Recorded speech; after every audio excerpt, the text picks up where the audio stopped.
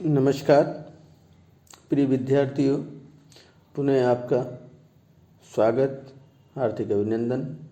भारत में लोक प्रशासन विषय की संघीय कार्यपालिका के अंतर्गत से इस भाग में प्रधानमंत्री की भूमिकाएं एवं उसकी शक्तियों की चर्चा करते हुए प्रथम वीडियो में बताया गया था कि वास्तव में भारतीय प्रधानमंत्री की स्थिति वही है जो ब्रिटेन के प्रधानमंत्री के संदर्भ में कहा जाता है। आज हम दूसरे भाग में भारतीय प्रधानमंत्री की स्थिति और भारतीय प्रधानमंत्री पर नियंत्रण के उपायों की चर्चा करेंगे। सबसे पहले भारतीय प्रधानमंत्री के बारे में कहा जाता है वह नक्षत्रों के मध्य एक चंद्रमा है, या ये कहा जाता है कि वास्तव में भारतीय प्रशासन वही होता है जो भारतीय प्रधानमंत्री चाहता है। इस दृष्टि से भारतीय प्रधानमंत्री पर नियंत्रण के जो उपाय हैं उनकी संक्षिप्त में चर्चा करेंगे। वास्तव में भारतीय प्रधानमंत्री पर नियंत्रण के अनेक प्रकार हैं, अन्य तरीकों से नियंत्रण रखा जाता है। सबसे पहला प्रथम लिखित संविधान।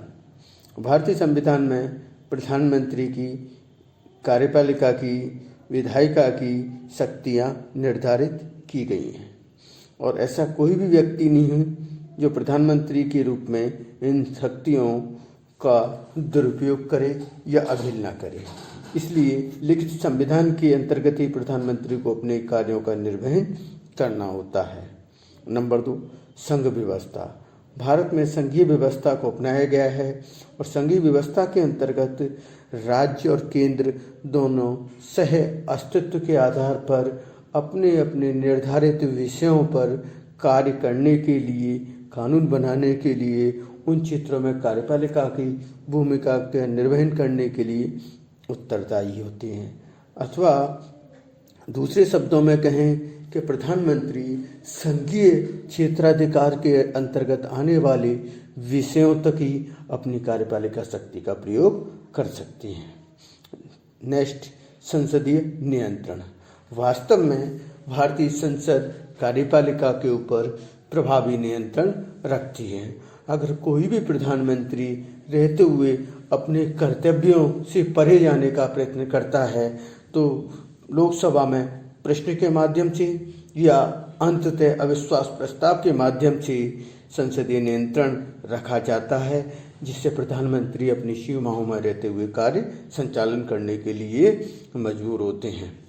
नेक्स्ट, दलीय नियंत्रण। दलीय नियंत्रण भी प्रधानमंत्री के पद पर कार्य करने, नियंत्रण रखने का एक अप्रत्यक्ष उपाय है। वह अपने दल का यद्यपि नेता होता है, लेकिन दल की नीतियों के विपरीत अगर कार्य करने पर दल उसे अपने कार्यक्षेत्र से, अपनी पार्टी से निष्कासित कर सकता है। ऐसी स्थिति में वह पद से विमुख हो सकते हैं। नेक्स्ट, लोकसभा लोकमत का नियंत्रण। लोकमत से अभिप्राय जनता का प्रधानमंत्री पर प्रत्यक्ष नियंत्रण होता है। जनता ही प्रधानमंत्री को एक लोकसभा के सदस्य के रूप में चुन के भेजती है और एक लोकप्रियता का आधार लोक जनमत होता है। इसलिए कोई भी व्यक्ति जो प्रधानमंत्री के रूप में चाहे कार्य करे, वह वापस पुनः अगले चुनाव में जनमत के मध्य जाना चाहता है तो जन विरोधी कोई कार्य नहीं कर सकता है। इसलिए कहा जाता है कि भारतीय लिखित संविधान, संघ व्यवस्था, संसदीय नियंत्रण, दलीय अनुशासन, लोकमत आदि ऐसे विषय हैं जो भारतीय प्रधानमंत्री को अपने दायरे में रहते हुए कार्य करने के लिए नियंत्रित करते हैं। अब इसी के अंतर्गत दूसरा विषय हमारा रहेगा भारतीय प्रधानमंत्री की स्थिति।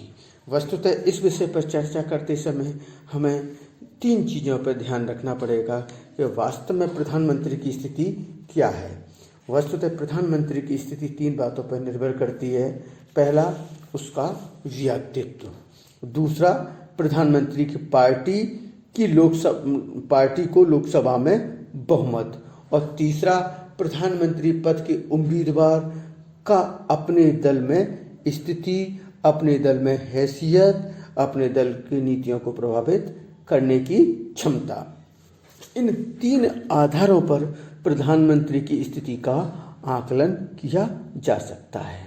नंबर 1, उसका व्यक्तित्व। जैसा कि जैनिक जी ने कहा है कि प्रधानमंत्री की पद की स्थिति अवश्य ही वही होगी जो उस पद को ग्रहण करने वाला व्यक्ति बनाना चाहेगा और अन्य मंत्री उसे बनने देंगे। अथवा दूसरे शब्दों में कहें कि भारतीय राजनीतिक इतिहास में ऐसी 3 उदाहरण देखने को मिलते हैं। एक, जिनका प्रभावशाली व्यक्तित्व रहा है, ऐसे प्रधानमंत्री जिनमें श्रीमती इंदिरा गांधी, श्री अटल बिहारी वाजपेयी जी, स्वर्गीय पंडित नेहरू जी और वर्तमान प्रधानमंत्री नरेंद्र मोदी जी। ये अपने व्यक्तित्व के कारण भारतीय प्रधानमंत्री के पद को इन्होंने कहीं अधिक और गौरवान्वित किया है, अधिक से शक्तिशाली किया है। ये जरूरी नहीं कि हर प्रधानमंत्री के पद का उम्मीदवार या प्रधानमंत्री पद पर रहा हुआ व्यक्ति इतना ही प्रभावशाली रहा हो। वस्तुतः उसका व्यक्तित्व उस पद पर उसको प्रभावशाली बनाता है।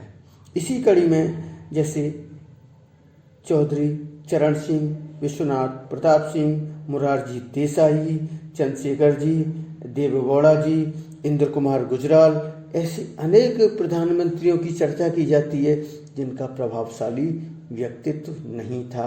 इसलिए वस्तुतः पहला पॉइंट यही रहेगा कि इस पद पर विराजमान व्यक्ति का व्यक्तित्व ही उस पद की स्थिति पर आकलन करता है। नंबर 2,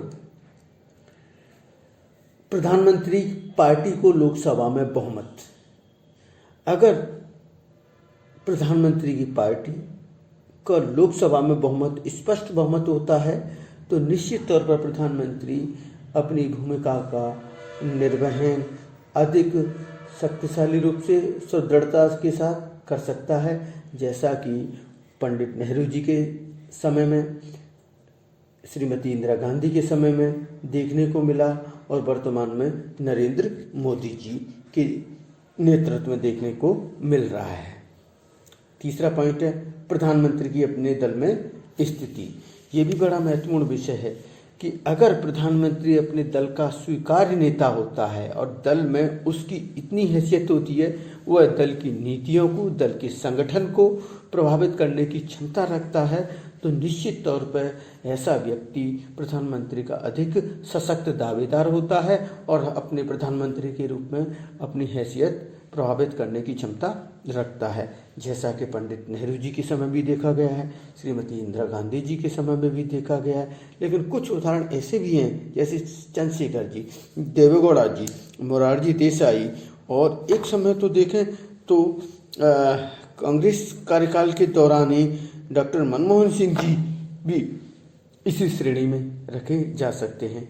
तो वस्तुतः प्रधानमंत्री की भूमिका, उनकी व्यक्तित्व, पार्टी में उनकी हैसियत और लोकसभा में उनकी पार्टी को प्राप्त बहुमत के आधार पर ही आकलन किया जाना संभव है और ये व्यक्ति के मुख्य रूप से व्यक्तित्व पर ही निर्भर करता है। धन्यवाद। आज के लिए इतना ही।